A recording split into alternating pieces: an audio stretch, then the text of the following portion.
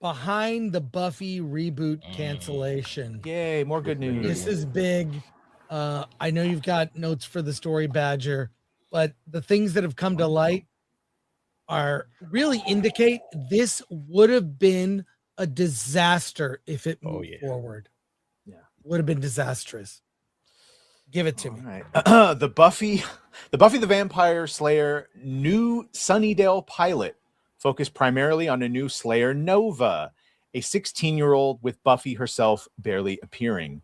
In the original draft, Sarah Michelle Gellar's Buffy only shows up briefly at the end, living a normal life in New York, signaling a major shift away from the original series' core characters.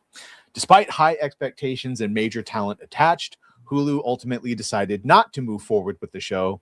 The decision shocked fans, especially given Buffy's legacy and Gellar's long-awaited return. The pilot reportedly had multiple problems. Chloe Zhao's artistic style was seen as too niche and not mainstream enough. The episode lacked proper coverage and would have required reshoots. New characters were underdeveloped and underdirected.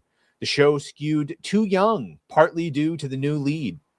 The reboot leaned heavily on new mythology and characters, with Nova forming her own Scooby-Doo gang while dealing with resurrected vampires from Sunnydale's past. However, the limited role of Buffy and heavy exposition needs may have weakened the pilot's impact. Sarah Michelle Gellar publicly blamed a Hulu executive for not understanding the original series, saying he was proud of never fully watching it. This highlights internal conflicts and a lack of alignment on the show's vision. Attempts to revise the pilot, including adding more Buffy and aging up the tone, did not meet Hulu standards. Executives ultimately felt the project couldn't be fixed and chose to cancel it rather than invest further. Hulu still controls the rights and may attempt to reboot with a new creative team, while other distributors have shown interest. For now, however, the revival is effectively stalled, leaving the franchise stuck in development limbo. Yeah, and there have been some leaks of the script. Oh, yeah. That sound god-awful. I read the whole one, and apparently the script that we got was not the revised one that they added, but if it was any indication, oh, dear God, it would have been worse than Starfleet Academy, and I'm not being hyperbolic. Yes, it was on the level of Starfleet Academy writing. It's like Powerpuff Girls reboot kind of stuff. And I want to say, R.I.P. Nicholas Brandon, man, Xander Harris of the original Buffy. He died way too young. Love that character. Love the guy. Met him a few times at Comic-Con. But no, I was happier to hear this news than I was to hear about Starfleet Academy. I'm a huge Buffy fan. I was so glad they canceled this because there was no way this was going to turn out well. No Joss Whedon, and I'm saying this about the Firefly thing too. No Joss Whedon storytelling, and also, I mean, let's not forget who owns Hulu, right? So it's Disney. So, like, I am extremely happy that this show got canceled. And Chloe Zhao, I'm sorry. I'm sure she made a great movie, but she got to stay the fuck away from comic properties. Why does she want to do these mainstream things? I don't know. That was the criticism. So well with stuff she comes up on her own. She's a movie director, and television is different type of directing. And apparently, she had very minimal interaction. Didn't direct them properly, and then you got to stop. You got to stop. Yeah.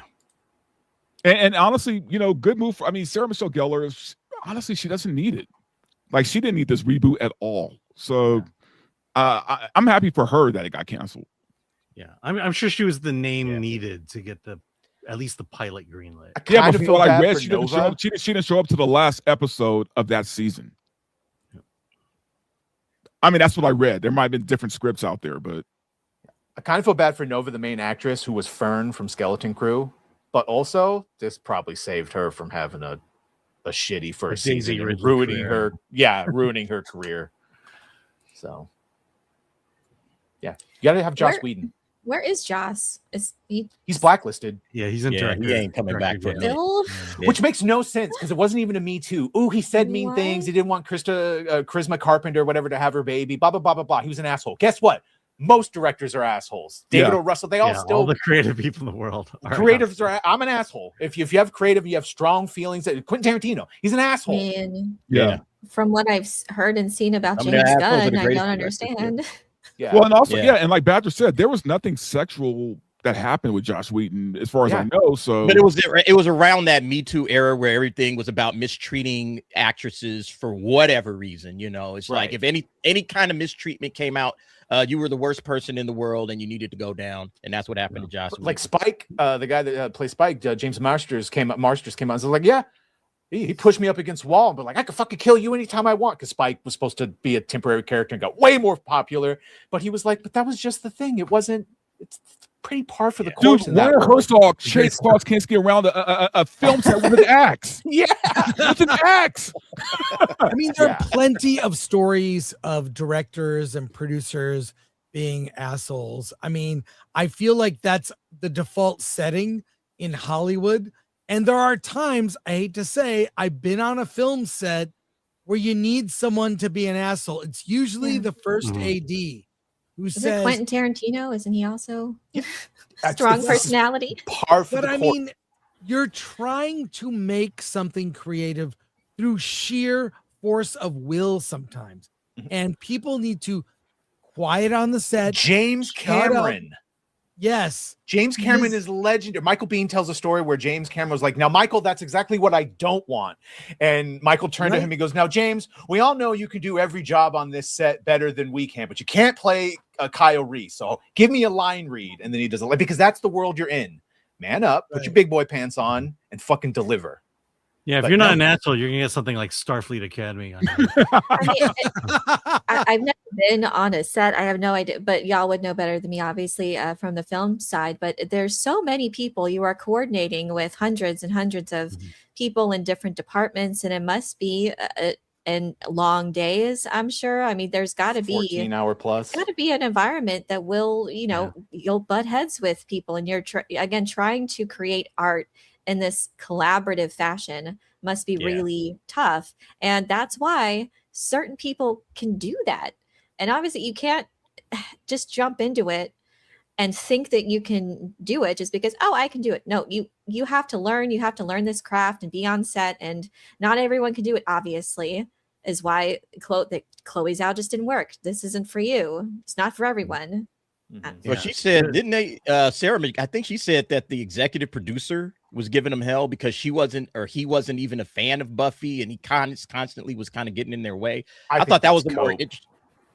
Maybe I don't know. That's what Sarah Michelle Gellar said, but she said one of the executives, was proud to say that he never watched all of Buffy and all of that, but I don't know. I mean, try to imagine being in that environment, like Nerd Cookie said, where everything's got to be collaborative. And then one of the executive producers is saying, I'm not a fan of this. I'm not really into this. And then it makes kind of sense when you see this thing is getting its plug pulled this early. I don't know. We haven't seen the trailer, but the pilot script was absolute trash. When you read that script, it's like, well, that I saw it, bro. We've had situations where certain leaks have come out where Christian Bale on a set got upset.